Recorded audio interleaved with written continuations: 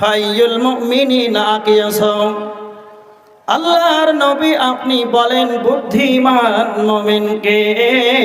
বুদ্ধিমান মুমিন কারা? তো আল্লাহর নবী বললেন আকসারুহুম লিল মাউতি যিকরা, যারা বেশি বেশি করে মরণকে স্মরণ করে, যারা বেশি বেশি করে মরণকে স্মরণ করে এবং পরকালীন জীবনের জন্য প্রস্তুতি গ্রহণ করে। দুনিয়া থাকবে না, কিয়ামতের ময়দানে জবাব দিতে হবে, পরকাল দিহিমূলক জীবন যাপন করবে। এই দুনিয়ার জীবনটাকে এমন ভাবে জীবনটাকে কাটাবে, পরকালে যেন আল্লাহর বিচারের কাঠগড়ায় জবাব দিতে পারে, পরকালের জন্য প্রস্তুতি গ্রহণ করবে। এবার দেখেন আল্লাহর নবী বলেছেন তোমরা সকাল সন্ধ্যায় যাও, কবরস্থানে যাও, কবরস্থানে যাও, কবর জিয়ারত করো। যখন তুমি কবর জিয়ারত করবে, যখন তুমি কবর জিয়ারত করবে, তখন তোমার মরণ বলে বেশি স্মরণ আসবে। একজন দার্শনিক তিনটি কথা বলেছেন, যদি তোমার জীবনটাকে যদি নিয়ে ভাবতে চাও, তাহলে তুমি তিনটা জায়গাকে ভ্রমণ করো। এক নাম্বার হলো জেলখানা, দুই নাম্বার হলো হাসপাতাল, তিন নাম্বার হলো কবরস্থান। এই তিনটা জায়গাকে ভ্রমণের কথা বলেছেন দার্শনিক। বলেছেন যখন তুমি জেলখানায় যাবে, জেলখানার ভিতরে কেমন সব অপরাধীগুলো তার জীবনে ব্যবস্থান করে হয়ে আছে, কেমন আপনি জেলের বাইরে রয়েছেন, আপনি স্বাধীন অবস্থায় জীবন যাপন করেছেন। আর যারা জেলের ভিতরে রয়েছে এরা স্বাধীন নয়, এরা স্বাধীন নয়, এরা হলো পরাধীন। জেলের ভিতরে যারা আছে, আপনি এখন জলসা শুনতে এসেছেন, মন চাইলে বাড়ি চলে যাবেন, মন চল যা মেলাতে চলে যাবেন, এটাই স্বাধীন বলা হয়। যারা জেলের ভিতরে আছে তারা সেটা পারবে না। দুই নাম্বার হাসপাতাল। কেন দার্শনিক হাসপাতালে যেতে বলেছেন? হাসপাতালে যাওয়ার মানে এটাই, যখন আপনি হাসপাতালে যাবেন, কত রোগী অ্যাক্সিডেন্ট হয়ে ট্রাক তার উপরে চেপে গিয়েছে, 206টা হাড় যেন তার চুরমার হয়ে আছে, বাপরে মারি করে চিৎকার করেছে। হাসপাতালে যখন যাবেন, কত রোগীর অপারেশন চলছে, বাপরে মারি করে চিৎকার করছে। যখন আপনি হাসপাতালে যাবেন, তখন আপনি বুঝতে পারবেন সুস্থ শরীর কত বড় আল্লাহর নিয়ামত, রোগী কত বড় কষ্টের ভিতর রয়েছে, সুস্থ শরীর তখনই আপনি বুঝতে পারবেন এর কতটাই মূল্য রয়েছে। নাম্বার 3, কবরস্থান কেন যেতে বলেছেন?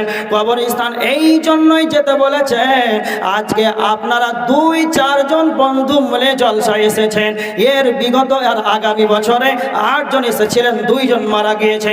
যখনই আপনি কবরস্থানে নীরব না করে যাবেন, আর তাদেরকে দেখে দেখে আপনার স্মরণ হবে, আমার পাশে আইলপাড়া জামিয়া মসজিদের জলসা শুনতে আমার পাশেই বসেছিল, আমাদের জুমার মসজিদ আমার পাশেই খুতবা শুনেছিল, আমার পাশে একসঙ্গে আমরা 2 জন চা খেয়েছিলাম, শুধু তার আত্মাটি বেরিয়ে গিয়েছে, তার জন্যই কবরে নীরব না করে একাই পড়ে আছে।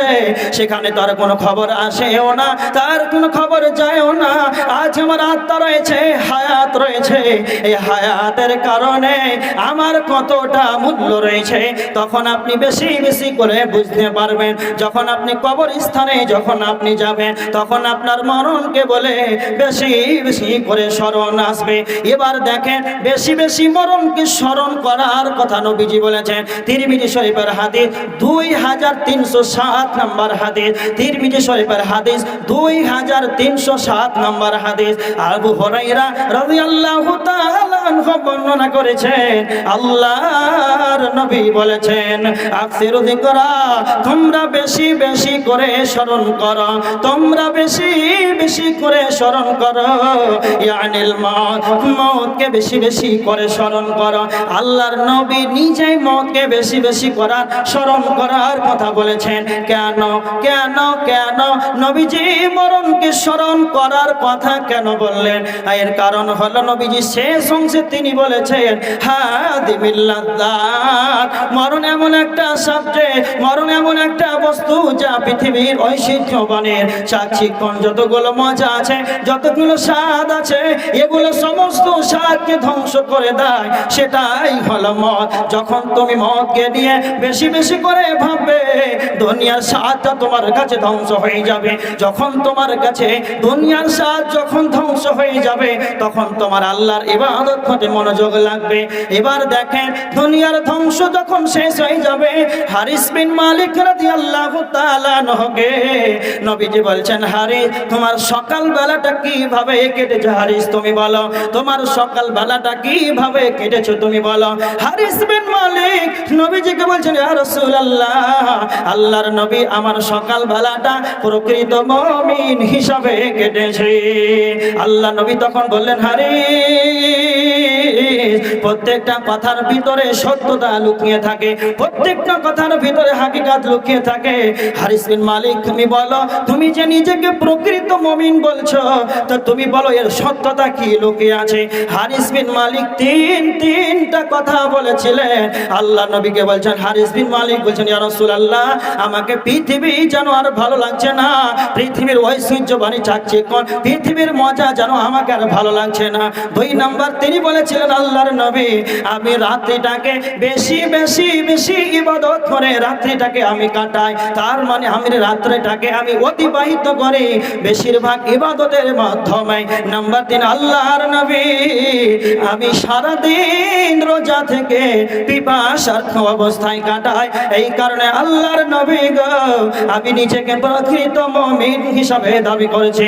আল্লাহর নবী একদিন সাহাবীদেরকে বলছেন, আল্লাহর নবী একদিন সাহাবীদেরকে বলছেন, ও আমার সাহাবীরা, তোমরা শুনো, এমন একটি জান্নাত রয়েছে, তোমরা শুনে রেখে দাও, এমন একটি জান্নাত রয়েছে যার ভিতর থেকে বাহিরে দেখা যায়, যার বাহির থেকে ভিতরে দেখা যায়। এমন একটি জান্নাত রয়েছে যার ভিতর থেকে বাহির দেখা যায়, বাহির থেকে ভিতরে দেখা যায়। আল্লাহ নবীকে সাহাবীরা প্রশ্ন করলেন, আল্লাহর নবী গো, এই জান্নাতের ভিতরে কেন, কারা কারা, কেন, কি আমল করলে যাবে? আল্লাহ নবী তখন 3টা কথা বলেছিলেন। 1 নাম্বার তিনি বলেছিলেন, লিমান আতাবাল কালাম, যার মুখের ভাষা ভালো, যার মুখের ভাষা ভালো, যার মুখের ভাষা ভালো, সেই এই জান্নাতে যাবে।